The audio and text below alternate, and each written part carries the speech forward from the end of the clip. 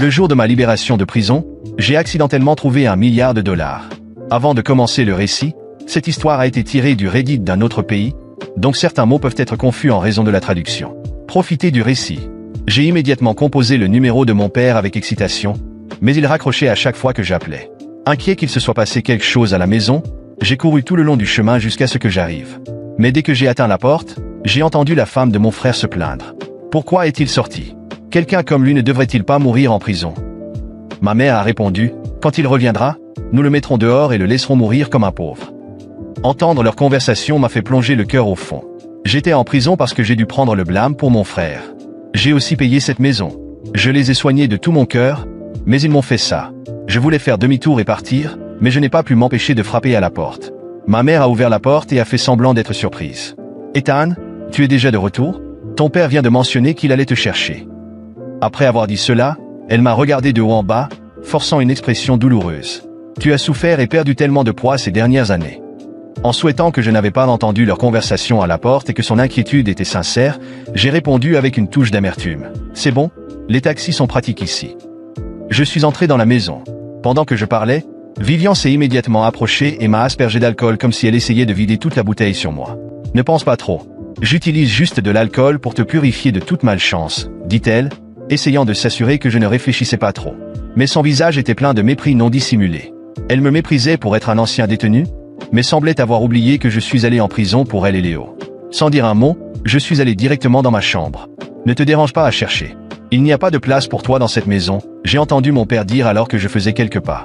Il était assis sur le canapé, fumant, avec le cendrier plein de mégots de cigarettes fraîches. Mon arrivée semblait l'avoir beaucoup ennuyé. Je me suis arrêté et je l'ai regardé. Papa, je n'ai été en prison que 3 ans. Je ne suis pas mort. Est-ce que je ne mérite même pas une chambre dans cette maison? Papa a écrasé sa cigarette et a dit avec conviction.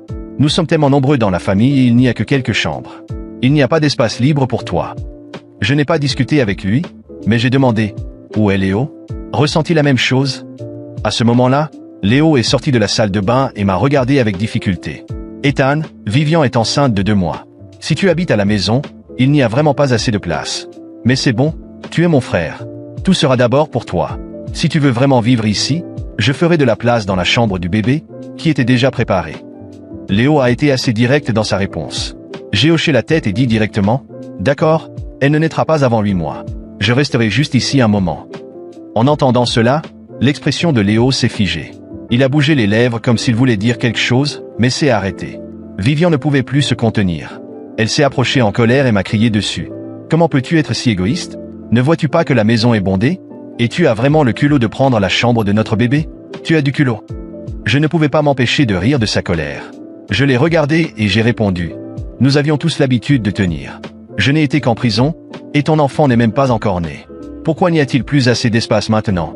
Et as-tu oublié que j'ai payé cette maison en totalité? Mon père a brusquement frappé la table et a dit sur un ton sévère. Ethan, fais attention à ton attitude. Tu penses que c'est formidable d'avoir acheté une maison avec un paiement complet? Tu veux nous prendre la maison juste après être sorti de prison? J'ai répondu avec déception. Je ne vous demande pas de me donner la maison. Vous ne m'offrez même pas une chambre pour rester. Mon père a dit. Je t'ai déjà dit, il n'y a pas de place pour toi à la maison. Si tu veux trouver un endroit où vivre, loue une maison par toi-même. Nous ne te devons rien. Mon père m'a regardé durement, me faisant clairement comprendre que je n'étais plus le bienvenu. Une bonne chose pour ne rien me devoir. Vous avez tous pleuré, me suppliant de prendre le blâme pour Léo. Vous avez dit que si je prenais le blâme, je serais le bienfaiteur de la famille et que vous me récompenseriez. Tout ce que je veux maintenant, c'est vivre dans la chambre qui était à l'origine la mienne. Est-ce trop demandé? Est-ce ainsi que vous envisagez de me récompenser? J'ai parlé, chaque mot étant imprégné d'un tourbillon d'émotions agitées dans ma poitrine. C'était Léo et Vivian qui conduisaient ma voiture à grande vitesse et dans la mauvaise direction quand ils ont percuté quelqu'un. Mes parents sont immédiatement venus me voir. Ils ont dit qu'il avait travaillé si dur pour que Léo entre dans une université prestigieuse avec un avenir brillant devant lui, et que cet accident ne devait pas ruiner sa vie. Moi, en revanche, je n'étais qu'un employé ordinaire dans une petite entreprise avec un avenir qui pâlissait en comparaison avec celui de mon frère. Alors ils m'ont supplié en larmes de prendre le blâme pour Léo, disant que la famille serait reconnaissante et me récompenserait une fois que je sortirais de prison. Je ne l'ai pas fait pour une récompense. Je l'ai fait par amour pour mes parents et Léo, sacrifiant mon propre avenir pour prendre sa place en prison. Pour protéger Léo, j'ai vendu ma voiture, épuisé mes économies et perdu mon emploi. J'ai payé l'indemnisation, pris le blâme et supporté tous les insultes en son nom. 3 ans de prison ont été un tourment que j'ai enduré, mais j'ai tenu bon. Mais je n'aurais jamais pensé qu'au lieu d'un sentiment plus profond de famille, ce qui m'attendait était une trahison absolue. Ma chère famille était devenue des personnes ingrates qui me jetteraient une fois que mon utilité serait terminée. Ethan, je sais que tu es contrarié, mais nous avons aussi traversé des moments difficiles ces 3 dernières années. Avoir un criminel dans la famille nous a rendu la cible de moqueries partout où nous allions. Si tu vivais vraiment ici, nous serions encore plus la risée. Ne peux-tu pas penser à nous pour une fois? Léo, pour qui j'avais renoncé à tout, révélait maintenant ses véritables pensées. À ses yeux, j'étais désormais un fardeau qui avait apporté la honte à la famille. Tout espoir restant dans mon cœur s'était complètement éteint. Il n'y avait plus de chaleur dans ce foyer. Tous mes sacrifices étaient devenus la plus grande blague. Regardant Léo avec une attitude condescendante, je dis froidement: Léo, n'oublie pas que c'est toi qui aurais dû être en prison. C'est toi qui as apporté la honte à la famille. Si tu te souciais vraiment de la réputation de la famille, tu aurais dû assumer la responsabilité à l'époque, au lieu de profiter de mes sacrifices, d'occuper ma maison, et de me blâmer sans vergogne pour ne pas penser à toi. En entendant cela, Léo rougit immédiatement de colère et de honte et répliqua irritablement: Tu as pris la responsabilité, mais je t'ai déjà remercié. Que veux-tu de plus de ma part? Tu es mon frère aîné. N'était-ce pas ton devoir? As-tu vraiment besoin de continuer à me rappeler une affaire aussi triviale? Léo parlait comme si ma peine de 3 ans était comparable à quand je lui donnais le plus gros morceau de poulet. Sa simple gratitude était censée régler la dette. Mon père, comme toujours, défendit Léo et me réprimanda. En tant que frère aîné de Léo, tu veux de la reconnaissance pour avoir fait un petit service. Comment peux-tu être si mesquin? Oui, tu es un criminel inutile qui vit aux dépens de la famille. Si tu dépends de nous, que se passera-t-il quand mon enfant naîtra? Vivian, caressant son ventre, parla sans pitié.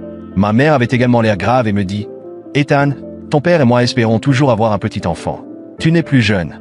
Même si tu sors et loues un endroit par toi-même, c'est ce qu'il y a de mieux à faire. Il se faisait écho. Chaque phrase traversait mon cœur comme un couteau aiguisé. J'étais complètement déçu, mais mes yeux étaient encore humides de larmes incontrôlables.